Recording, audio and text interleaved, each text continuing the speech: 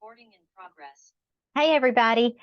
I want you to save this episode for when you are in a bad headspace because I'm going to give you some tips to help figure out what's causing it and get out of it. But before we start that, I wanted to tell you that if you're in a bad headspace and it's because of something that's happened recently that is causing you grief or pain, like you found out your spouse was cheating or your friend passed away or any number of things, you don't necessarily need to climb out of that. Like that is your body will need to go into that cocoon stage for a while.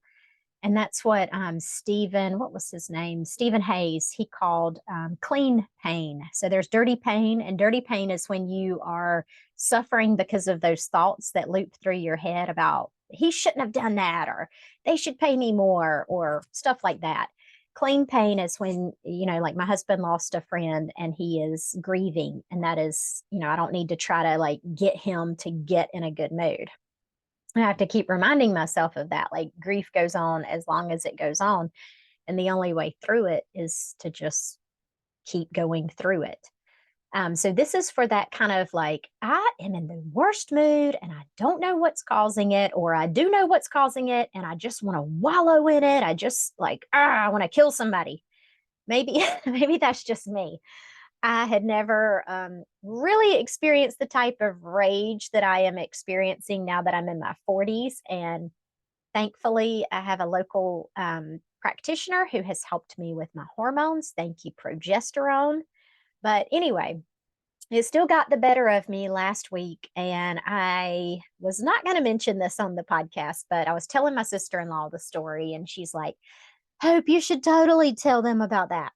So I'll make it brief, but I showed out on a phone call with a customer service representative, and I'm embarrassed by it. And I sent this lady, I don't know if she got it, but I sent an email. She responded to a question I had, and then I sent her an email apologizing.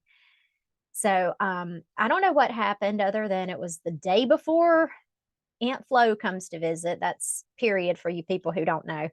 And I bought a new cell phone, or refurbished cell phone, and I thought it was unlocked, and then it wouldn't work. And Amazon said, well, that's because it's locked. So I called, they gave me the number for the company who sells the cell phones. And I talked to a lady who was probably like 20, and she was very flippant and just like, well, I don't know what's wrong.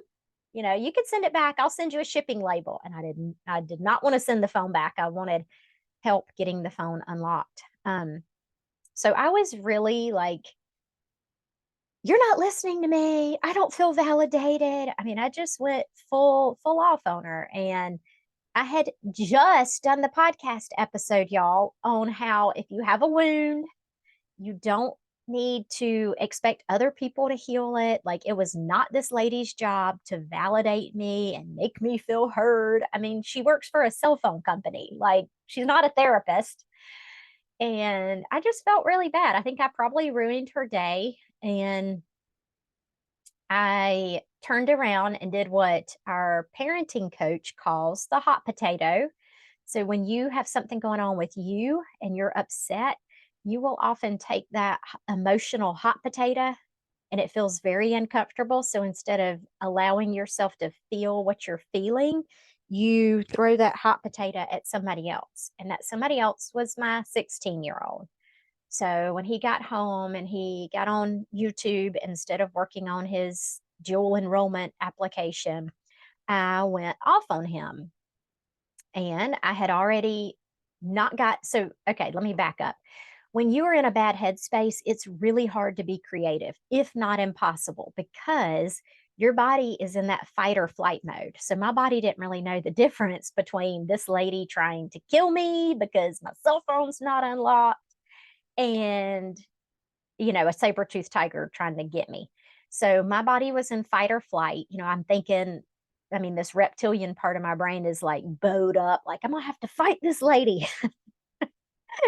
and, and there was no way I could be creative. Your brain will not allow you to slow down and do those parasympathetic activities like paint or draw, or in my case, write a freaking book. And so, or do a podcast. I tried to do a podcast and I messed it up royally. So anyway, when I lit into my son, it was because in hindsight, I had wasted a lot of time on Facebook and shopping and putting in a Kroger order and all these things. And I was feeling really down about that. But instead of turning the mirror on me and looking at me and what I was upset about, I lashed out at him about the same thing. I'm like, here you are wasting time and you have 2 essays to write. And I cannot believe the amount of time you spend on YouTube. And so anyway, I was also embarrassed about that. So here's the next part of this. Reparations. So Dr. Becky Kennedy talks about this. You and I are lucky enough, if we live long enough, we can go in and repair these broken relationships. And hopefully you do it before too much time has gone past, because the other person is probably spiraling out of control and exaggerating it in their head. So if you are not the type of person to tell people you're sorry, then maybe you could at least listen to them and validate how they're feeling. Because, even if you say, I can see how you would feel really hurt about that. Like, you're not saying I did anything wrong. Although in my case, I did do something wrong. So I sent Diane, the nice customer service lady, an email and told her I was ashamed of myself and I shouldn't have done that. And I'm sorry if I ruined her day. And y'all, the most embarrassing part, the cell phone was unlocked. But the Amazon lady told me it wasn't. So anyway, I figured it all out. It all worked out. And I also told Eli how sorry I was and that it's not okay for me to lash out at him like that. And yes, we could all do better with our screen time. And then I was talking to my husband later and I said, in medicine, there's something called first do no harm. And I think that applies in relationships too. So like the day before I'm supposed to start my period, I know that I am full of hot potatoes. I'm just ready to like I said, kill somebody. And it doesn't happen every month, but if I were going to kill somebody, it would be that time of the month. And so first do no harm in my case is like, hey, probably don't have your business meeting with your husband on that day. Probably don't confront people about stuff on that day if you can. Don't call customer service representatives on that day if you can. So first, do no harm. The other thing in getting to the bottom of it is my therapist coined this. Well, I don't know if she coined it, but she says if it's a hysterical reaction, not hysterical like funny, but like, oh my gosh, you are nutting up. If it's hysterical, it's probably historical, meaning like this is related to, this is not even about this present moment. And when I think about the cell phone lady, probably it was, she thinks I'm an idiot. She's pulling one over on me. I'm getting screwed. Like all these things that back up to me feeling like a female. I'm not getting, like people don't respect my brain or they don't think I know what I'm doing. So they're more likely to try to pull the wool over my eyes. I don't really even know, but I just know that it was not about her in that moment. I've said this before. This is Brene Brown. What is the story in your head? And it helps if you tell the other person, like I told my son, Eli, the story in my head is that I wasted the entire day not getting my work done and that I can make a difference if I come in here and yell at you. And that's my job. And I'm going to make sure you don't waste your day. So it helps if you can say that out loud. Ask yourself too, though, what is it costing me? So like sometimes when you're in that bad mood and you really like feel justified, you're validated, like, yes, they did something wrong. I am going to be mad. What is it costing you? Like, what is it costing you in terms of your energy and your time? Because remember, I said, if you're like in that fight or flight mode, you're not getting a whole lot done as far as creativity or anything. What is it costing you in terms of your relationship? Like each time you do this, it like chisels away at the relationship a little bit. What is it doing? What's the cost at your job? Like if I had gone to dermatology that day, it would have affected every patient interaction. I would have been, sweet as honey to them, but my energy was off. And you can feel somebody's energy when you are in the room. You really can. My Oh, I know what I was going to say. We did an episode about mom rage and how this is not even mom rage, but any kind of rage or anger is usually a sign of unmet needs. So just like I know it's so cheesy, but like put your hand on your heart and just ask yourself, like, what do I need? What do I need? What do I need? And like sometimes it's something as simple as, like, I need to stand up and walk around, or I need to take a deep breath. I need to remember that a cell phone is not a person. It's just a silly device. I can send it back. I could send it back and just sort of put it in perspective. My friend Heather, who's a life coach, she has a happy folder, or maybe she calls it a joy folder.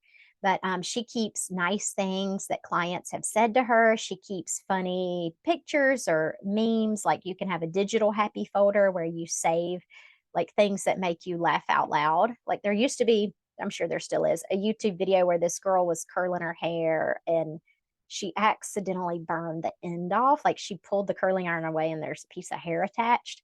And just the look on her face made me laugh so hard. Not at her, like I feel bad that she lost her hair. It was just something about like the unexpectedness of like your hair is not attached to your head. It is stuck on that curling iron. So stuff like that I would put in my happy folder. Doesn't that sound terrible? You can also have a playlist songs that puts you in a good mood. One of mine is Dolly Parton 9 to 5, and I cannot help singing to it when it comes on. So that would be in my happy playlist. Um, People who make you happy, like pay attention to who, if you can't figure out why you're in a bad mood, reverse it. Like who were you around? What comment did they make? Sorry, I'm trying to drink my coffee before it gets cold. You also want to give yourself treats. We talked about this. I think it was either the last episode or the one before that. So it's like bribing yourself. But I heard a new spin on it after that episode. I was talking to another life coach, and she said she has um, a, a list, and she described it like this. So she has like a grid that she's made, and it has it has free at the top, and the next to that is $1 sign, $2 signs, $3 signs. And then along the up and down column, she has the amount of time that the treat would take. Like, would it take just a few seconds? Would it take a few minutes? Would it take a few hours or a weekend? And then she fills it out with things that she would love that would be treats to her. And when she needs a treat to bribe her to do something, or when she's in a really bad headspace, she might pull up a $2 sign half day treat. For me, that day, I was like, okay, I've got to get out of this headspace. Like, what can I do? And there's a show that is a guilty pleasure on Amazon Prime. It's called Seatbelt Psychic. And this guy's a rideshare driver. And when people get in the car, he can see dead people and he talks to them about their loved ones. And it's not at all like I know it sounds weird, but it's not like witchy or anything. And I even got my mom to watch it and she was like, oh, yeah, it's a feel good kind of show. So anyway, I watched Seatbelt Psychic that day, and it always makes me cry because people are hearing things about their loved ones and they're sort of reconnecting, even if it's all in their mind. And it just put me in a different headspace because I was like, I could lose any one of the people that I love. And I really want to, while they're here and I still have a chance, I really want to be with them. And so have something like that on your treat list. Even if it's for my sister, it's Sister Wives. She loves that show. And it's total trash and she knows it, but she loves watching things like Sister Wives or Brother Husbands or whatever the spinoff show is. Y'all are just learning so much today, aren't you? Okay, so I was in another bad headspace on Mother's Day because everybody forgot about me. Now, I did say my husband lost a friend, so he gets a hall pass, but the kids don't. And so the kids did not get a hall pass. They totally did not give me a card or even a happy Mother's Day. So I was feeling really victimy and very sorry for myself. And I decided, Hope, all right, what is it? What's your unmet need? And I was like, I need validation that I'm a good mom. And so I had a little pep talk with myself. I'm like, you are a good mom. Now you really think I'm crazy. But I also love flowers and I love cards and I love people to cook for me. So, I took care of myself. I have flowers on my table right now and I bought myself a little something online. And you just have to like know yourself well enough to like help dig yourself out of that hole and to recognize you're in the hole and to laugh at yourself. Like, yes, it was very petty of me to be all whiny about not getting anything on Mother's Day. I'm lucky I have kids. I know that. I'm lucky I get to be a mom. Okay, which brings me to when you're in a bad headspace, remember it is a part of you. It is not the whole you. It is a part of you. And a lot of times it's a part of you that is still like in middle school girl mode. So when what was I going to say? I don't even remember what I was going to say. But a lot of times my middle school girl gets really mad at Chase. So I know this is weird for some of you, but we all have parts of ourselves. And you know this because you'll say, like, a part of me wants to go eat pizza, but another part of me is like, no, you should eat a salad. So this is what I'm talking about. So when I say a middle school girl part of me, she's kind of bratty and she wants what she wants. She wants her own way. And I can kind of feel her flaring up sometimes. Like she is haughty, she like puts her hand on her hip and she gets all pissed off. And I can tell when that part of me is not happy. So I have to kind of talk her off the ledge. And the way that you can access to, if you have all these parts kind of flaring up and you're like, why does that part of me go all, New Jersey housewife on people? You have to access your highest self, and that is not easy. So the way you access your highest self is you connect with these C words. You try to get curious. So I wonder what part of me that is. I wonder what she's upset about. You can try to get creative if your nervous system will allow it. So if you can start coloring or for me, it's cooking. Like that's a form of creativity that kind of gets me back in touch with my highest self.